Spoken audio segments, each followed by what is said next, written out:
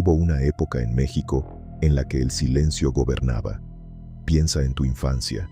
Piensa en los días de Semana Santa, específicamente en el Jueves y Viernes Santo.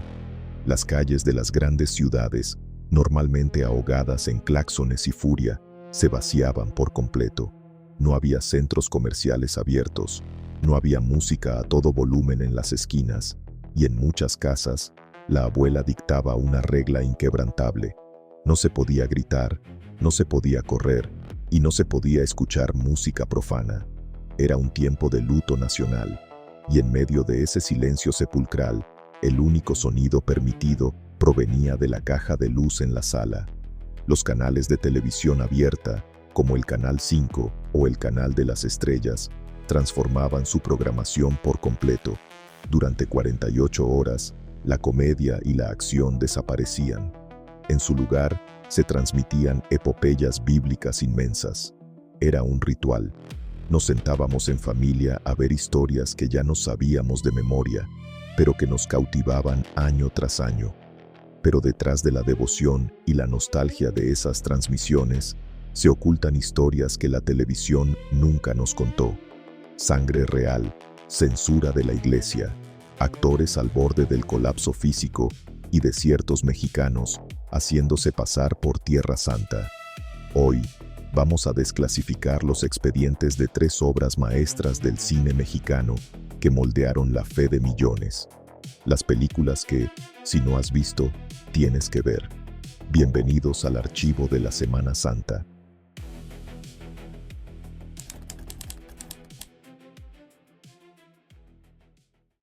Si hay una película que define la Semana Santa en México, una cinta que es prácticamente un patrimonio cultural intocable, es El Mártir del Calvario, dirigida por Miguel Moraita en 1952. Si tienes más de 30 años, es estadísticamente imposible que no hayas cruzado la mirada con el rostro pálido y sufriente de su protagonista en alguna pantalla de televisión. Para encontrar a su Jesucristo, el director no eligió a un divo del cine de acción, sino a un actor español recién llegado a México, de voz profunda y formación teatral, Enrique Rambal. Lo que casi nadie sabe es el precio físico y psicológico que Rambal pagó para encarnar al Nazareno. La leyenda urbana, confirmada por testimonios de la época, cuenta que Moraita, el director, era un perfeccionista obsesivo que no creía en los efectos especiales baratos. Quería que el sufrimiento traspasara la pantalla. Durante la secuencia del Vía Crucis, la cruz que Enrique Rambal arrastra no era de madera balsa hueca o de cartón piedra, como se estilaba en Hollywood. Era un pesado tronco de madera sólida y rústica. Rambal, un hombre de complexión delgada, tuvo que cargar decenas de kilos sobre su hombro desnudo, bajo el calor asfixiante de los reflectores de los estudios Churubusco, toma tras toma, hora tras hora. Se dice que las caídas que vemos en la película no todas fueron actuadas. El cansancio muscular de Rambal era absolutamente real. Las heridas en sus hombros y rodillas, que la gente creía que eran simple maquillaje, tenían una base de sangre y escoriaciones verdaderas. Rambal se sometió a un ayuno estricto durante el rodaje de las escenas de la crucifixión para que sus pómulos se hundieran y sus costillas se marcaran. El resultado fue una actuación tan visceral, tan respetuosa y tan profunda, que la película se volvió un fenómeno. Se dice que en los cines de barrio de 1952, las mujeres rezaban el rosario en voz alta durante la proyección, y los hombres se quitaban el sombrero en señal de respeto. Enrique Rambal quedó tan marcado por este papel que, durante años, evitó interpretar villanos o personajes inmorales por respeto a la imagen que el pueblo mexicano se había formado de él.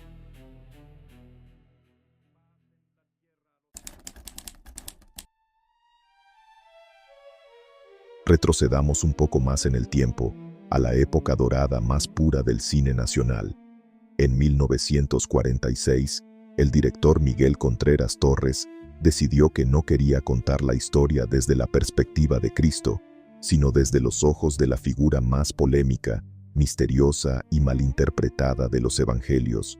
Quería filmar María Magdalena, pecadora de Magdala.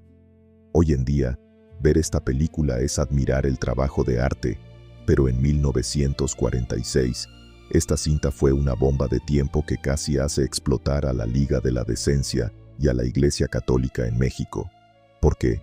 Porque para mostrar la redención de una pecadora, primero tienes que mostrar el pecado. La actriz elegida fue la imponente Medea de Novara, quien también era la esposa del director.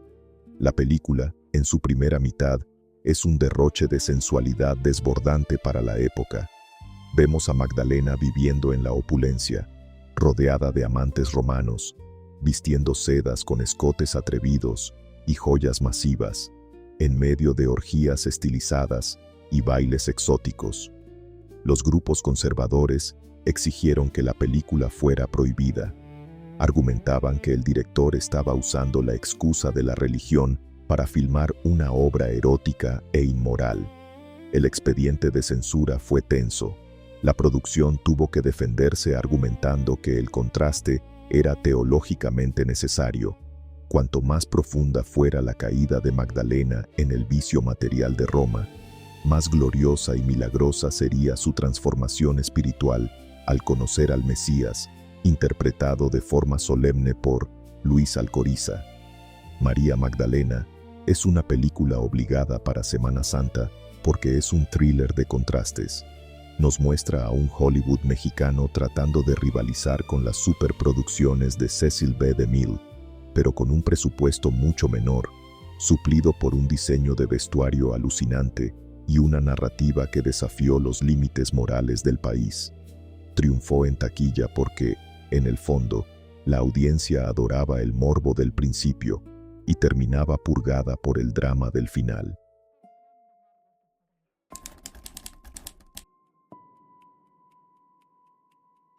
Llegamos a la década de los 70. El mundo había cambiado. El blanco y negro había quedado atrás. La psicodelia, la guerra de Vietnam y los movimientos sociales habían transformado a la juventud. El cine religioso clásico se sentía anticuado, teatral y acartonado. México necesitaba un nuevo Mesías para una nueva generación, y así nació en 1971 Jesús, Nuestro Señor, dirigida por Miguel Zacarías. El gran secreto de esta película, su verdadero as bajo la manga, es el protagonista, Claudio Brook. Brook no era un actor de melodramas religiosos, era el actor fetiche del cineasta surrealista Luis Buñuel. Había interpretado a fanáticos religiosos enloquecidos y personajes complejos. Elegir a un actor de culto, de estatura imponente y mirada penetrante para interpretar a Jesús fue un movimiento arriesgado.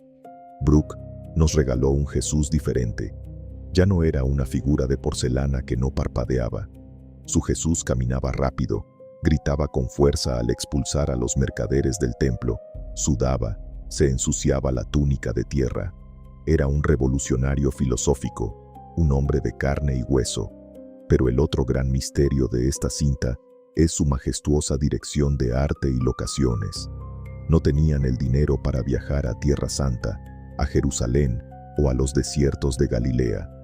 Miguel Zacarías hizo algo brillante. Miró hacia adentro. Utilizó la vasta y brutal geografía del norte de México y los alrededores del país. Los desiertos de Sonora, las formaciones rocosas áridas de la provincia mexicana, se convirtieron en el Medio Oriente. Los extras, miles de ellos, eran campesinos y gente de los pueblos locales, vestidos con túnicas tejidas en México. Esto le dio a la película una textura cruda, árida y auténtica. Cuando ves a Cristo caminar 40 días por el desierto en esta película, estás viendo el verdadero y quemante sol mexicano azotando la cámara. Es una película esencial porque humaniza el mito y lo ancla profundamente en la tierra, en el polvo y en la actuación hiperrealista de un gigante del cine nacional. Si tienes el valor de seguir buscando la verdad oculta detrás de la historia, la tecnología y el cine que creías conocer, Suscríbete a este canal, activa la campana, porque los secretos más grandes siempre están escondidos a plena vista. Mantengan los ojos abiertos. Nos vemos en el próximo expediente.